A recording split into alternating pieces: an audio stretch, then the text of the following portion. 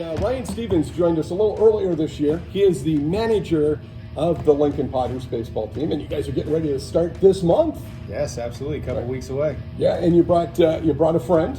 Yeah, this is Matt Lundgren, GM of the Potters. All right, the GM is here. So, Yes, can we make trades and everything, or how's that work? Right now, I want to make some trades. I'm ready to go. There's been a couple trades in Potter's history. Actually, the first year we had the original owner. He traded a player. He also owns the Portland Pickles, which is a team similar to us. He traded a player from Portland to Lincoln for a case of baseballs. Oh, okay, good. Yeah, and a couple other non-essential items. But now, from what I'm able to gather, your guys' arch nemesis is the Gold Sox, right? Kind of, or one of the teams that you play that's fairly close. Definitely, yeah. They've been around for a long time, and just up the road from us, 25 minutes. So yeah, we have a long-standing tradition of playing them, and we actually rekindled the rivalry last summer. Sure. We're continuing it this year. Right. Well, that's kind of nice. It's always nice to have those local rivals, right, for bragging rights and all that. Now, it's a wooden bat baseball league. Yes. And so the players come from college. They're still playing in college, kind of to get some experience. It's kind of like the Cape Cod League that maybe we've heard about. Yeah. And you guys play how many games in a season? It depends. Between 45 and 60. Okay. 30 to 35 at home plus playoffs. Okay. We used to do some non-baseball events, concerts, and that type of thing. Sure. We'll probably start doing that again in 2022. We're going to try to focus. Let's take care of baseball this summer. Right. I know that our community and probably communities across the country are eager to get back out doing things. So we're hopeful to be able to provide that for them in a safe fashion this summer. We'll be starting off with a stadium capacity limit, but hopefully as the season goes on and regulations start to lift, we'll be able to increase the capacity and get back to normal as possible. Well, we kind of seen what the Giants have done, in San Francisco, not too far away in Major League Baseball, and it seems like more and more fans have been able to come to the games. The Texas Rangers decided, what the heck, just everybody come on out. And that seemed to work out at least okay to this point.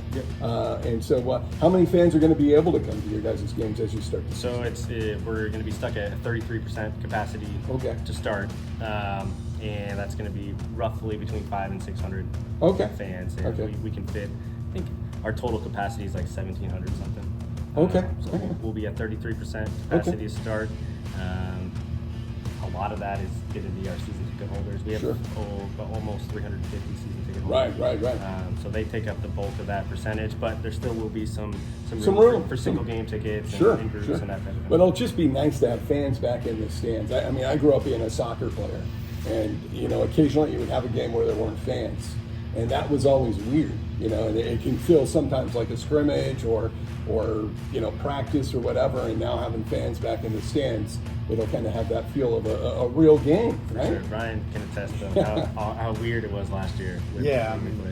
I would say last year with having no fans and just hearing different sounds in the stadium, it's just echoing and balls hitting the backstop, and it's just a way different feel for the players too, and especially what we do in Lincoln. It's just so fan based, and everything about it for the players' experiences is what the fans bring to the table and what we put out on the baseball field. So I think I'm excited this year to know that we're going to have some fans in the stands and get the locals back.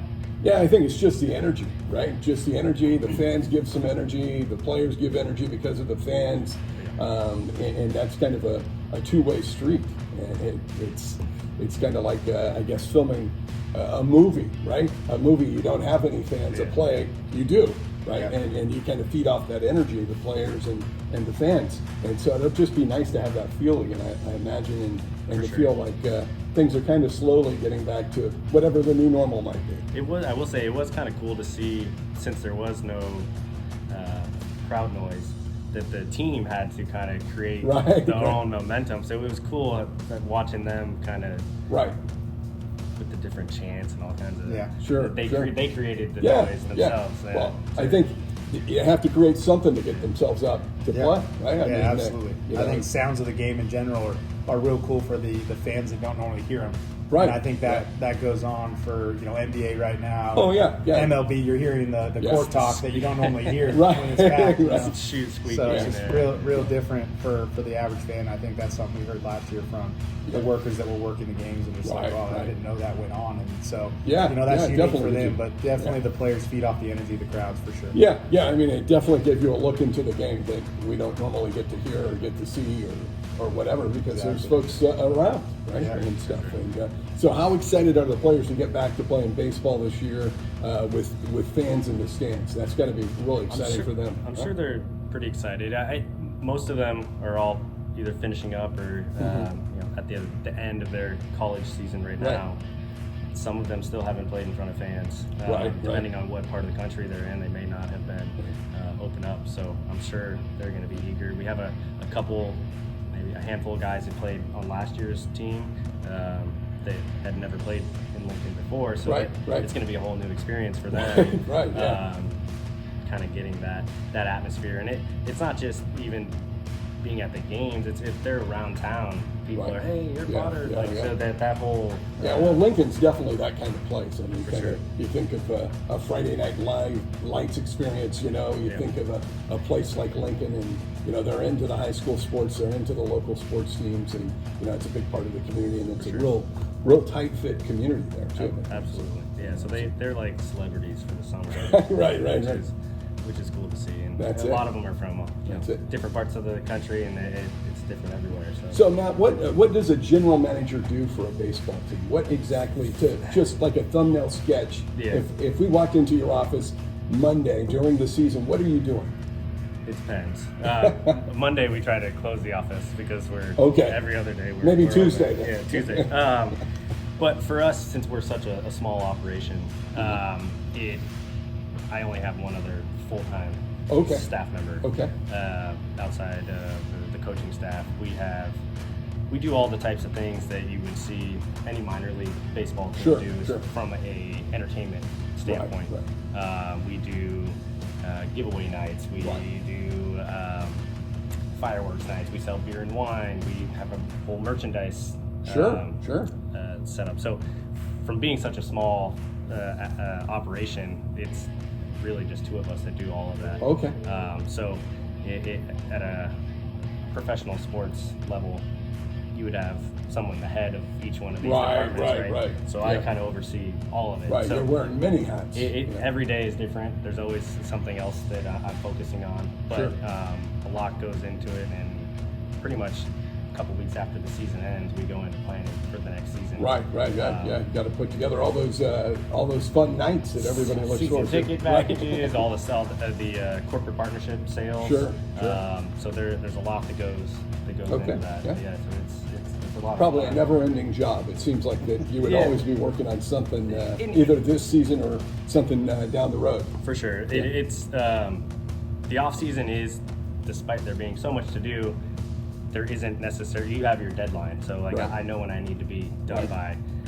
My wife can't stand the summer. She calls herself a baseball widow because then it really, not only do you have all that, then you have the baseball games at night. So then I'm never home. She doesn't see you for 3 months or whatever. His wife could probably attest to that too. But during the summers, it's crazy. Yeah, and then Ryan, you're the manager, so your head is full of, hey, what are we going to do in this game, and how's my starting pitcher doing, and the guys in the bullpen. And stuff, and so I'm sure you're going through strategy is probably a lot of your thoughts away from the game, huh? Yeah, I mean, I'm with Matt. I think when it comes to scheduling, it's just wake up, do your normal job. Even when you're doing your normal job, you're probably thinking about what that game looks like at the night because it's every single day you're trying to, manipulate the lineup, manipulate the bullpen for whatever that may look like, and it's a constant effort, but it's all worth it in the end for the kids and the experience. And I think for us, it's for my wife and my kids, it's also an experience. To come out and see that in fruition, and so it's always been a blessing for me and like what we're doing. But it's definitely it's a big undertaking for everybody involved, and kind of what Matt was saying about all the hats he puts on. It's like. We're kind of all in that situation. We're trying to give the best experience for the players to come in and play and just play, not worry about the back end stuff. And Matt does a great job with that, and we do a good job on the field with making sure that the product's good. And then it must be exciting for you guys to see guys that come and play for the Lincoln Potters and they get drafted or they get picked up by a major league team to be in their minor league system. And so you guys have probably seen a lot of guys kind of progress in their baseball career. That's got to be rewarding, right? Yeah, not just the professional ranks, but also watching them go through their college careers. Right, really right. Cool. I mean, right now we've got so many guys across the country competing at a high level. So it's a lot of fun. Well, that's got to be a good feeling that they keep track of come here and get some tread on the tires and move on in their college career or maybe the minor leagues or whatever path they're on. Right? Yeah, that's great.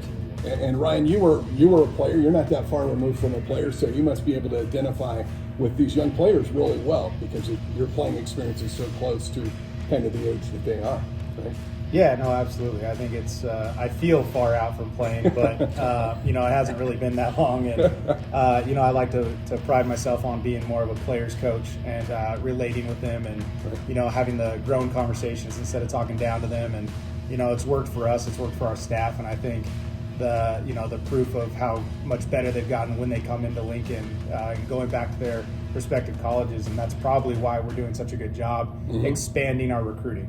Me and Matt reach out to a bunch of people, but we're also getting the respect back from the coaches that they understand that their kids come here and they actually are developing and doing better than when they came back to us. And that speaks a lot on what everybody's doing with our organization. And seeing, like Matt said, seeing these kids that we just had last year. Local talent like Daniel Susak. He's at Jesuit High School, now he's at Arizona, and all of a sudden he's a top 3 prospect in the drafts coming up. And it's going to be really cool to see players like that, get high draft picks and know that they started in Lincoln and finished. Well, part of their story is always going to be, hey, I played for the Lincoln Potters, and before I got to the majors or minor leagues or became a coach or whatever. I mean, they're going to share their experiences here, and so that's going to be well worth it. Right? Yeah, we'd like to hope too that we've prepared them for when they get drafted, because this is as close as it gets to a minor league season. You have wood bats, you're playing every day, you have crowds, you try to sign autographs, you have to do PR stuff, and it's just, we hope that we gave them the experience that gives them the confidence when they get to that level that this is nothing different than what I just did. Right, gives them a foot up, gives them some familiarity in a wood bat league, which, as anybody knows who's even played a little bit of baseball, an aluminum bat and a wood bat, that's a world of difference, right? Yep, and I think guys find that out the moment they step out there. So. Yeah, I remember in high school when I played a little bit of baseball, I was a soccer player, so I mean that was my main sport, but I remember in trying to hit with a wood bat after hitting with an aluminum, it was like, what are you talking here? It seemed a lot easier with the aluminum. Much more free swing per se. I would say that our biggest giveaway would probably be a cracked wood bat to the kids, because I think we have a handful a night just watching the guys trying to, I don't know exactly where to hit it on this bat or whatever, and they don't care at that point. They're just swinging. But that's definitely something that it's a learning curve that they need to learn about how to hit with wood.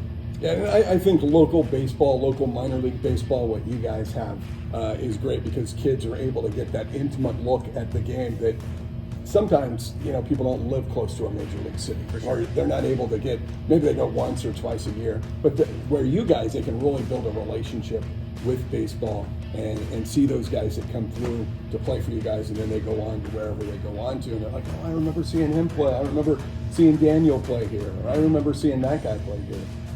And so that bonds the fans that much closer to you guys, I would imagine.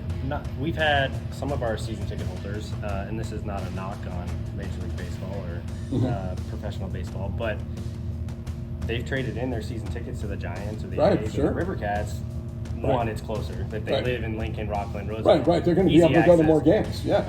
But since we're so small, the venue's so small, and these players they're hungry to be in the limelight. They're so approachable. The kids can go right up to them. There's never any issue. You don't have to wait for an autograph, or they can. If you book a group in our VIP area, it's right next to our bullpen. So the kids just have conversation the whole game with pitchers that's at UCLA or Oregon or some big school, and they go on to play. That's the guy I was talking to a couple summers ago. And I think that's really important, and I think that's what folks love about, say, minor league baseball, is that there's still that love of the game. The players love playing. The fans get to embrace the players and maybe even get to say hi to them in a much more intimate way than you do in a major league game, right? Yeah, absolutely. Yeah. So how do folks get tickets to the Lincoln Potters? Several ways, but the easiest way is LincolnPotters.com. Okay. We sell all of our tickets online there. You could also call our ticket office, okay. Which is 916-209-3444. Okay. You can get set up either way through that, or at a game day, you can come up to our box office and get tickets right there. Okay, so a day of game, and and the start of the season is when? May 27th. We kick off against the Gold Sox, so the rivalry is rekindled. Yeah, sounds good. And we play at historic McBean Stadium in downtown Lincoln. The facility is really turned around in the last 5 years between ourselves, the City of Lincoln, William Jessup University, who also uses the facility, and Placer Valley Tourism. There's been over $2 million invested. That's what I understood, that there was a lot of dollars being put into McBean, and I mean, I think that's great for the community. And I mean, Lincoln is like 30 minutes from Sacramento, so if you're in downtown Sacramento and you want to see some local baseball, definitely it's worth the drive. 30 minutes, and you're there at the ballpark.